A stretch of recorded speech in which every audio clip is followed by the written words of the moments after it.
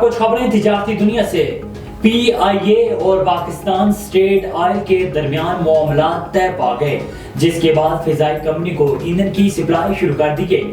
ترجمان Pakistan international air lines کے مطابق پی آئی اے نے پی ایس او کو 48 کروڑ روپے کی ادائیگی کر دی ہے، جبکہ بقیہ ادائیگی کا شیڈیول بھی طے پا گیا ہے۔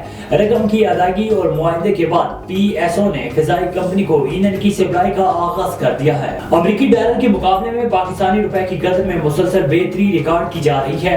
کاروباری ہفتے کے تیسرے روز بھی انٹر بینک میں ڈالر کی قیمت میں 1 روپے 4 پیسے کی کمی ریکارڈ کی گئی، جس کے بعد انٹر بینک میں ڈالر 284 روپے 68 پیسے پر بند ہوا ہے۔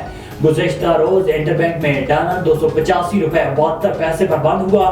واضح رہے کہ ایک ماہ میں ڈالر کی قیمت میں مجموعی طور پر 22 روپے 40 پیسے کی کمی ہوئی ہے۔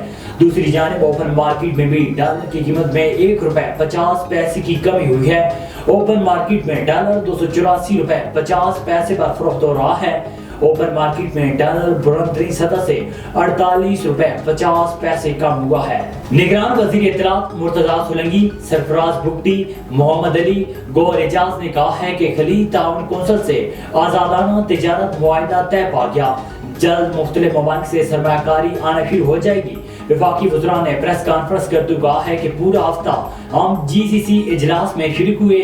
14 سال بعد پاکستان کے ساتھ جی سی سی ممالک نے فری تجارتی معاہدہ کیا ہے۔ انہوں نے کہا ہے کہ جی سی سی کی $1 ٹریلین کی مارکیٹ ہے۔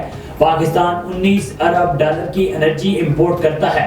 فری تجارتی معاہدے کا مقصد اس مارکیٹ سے استفادہ کرنا ہے۔ اس معاہدے میں سعودی عرب نے اہم کردار ادا کیا ہے۔